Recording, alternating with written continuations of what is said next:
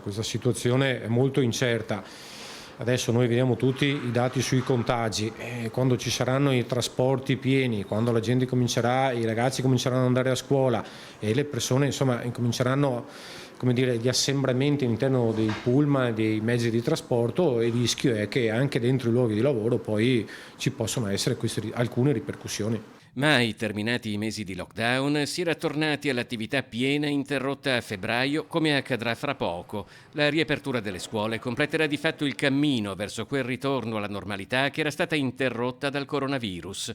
Ma rispetto a 8 mesi fa molte cose sono cambiate. Diciamo che Fincantieri non si è mai fermata durante il periodo estivo. Ci sono stati dei casi di positività tra i lavoratori degli appalti nelle settimane scorse, numeri contenuti ad oggi che stiamo monitorando e tenendo sotto controllo, però ad oggi non ci sono situazioni di criticità. Pochi casi circoscritti, fortunatamente. Nel veneziano non ci sono situazioni assimilabili ai focolai scoppiati altrove, ma il vero banco di prova nel contenimento del contagio potrebbe arrivare da metà settembre in poi.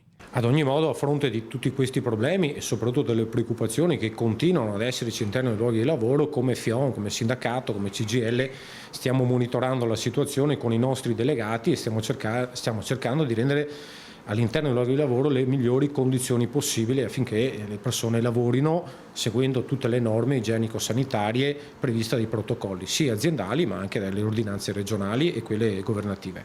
Hai detto che le aziende comunque si stanno adeguando.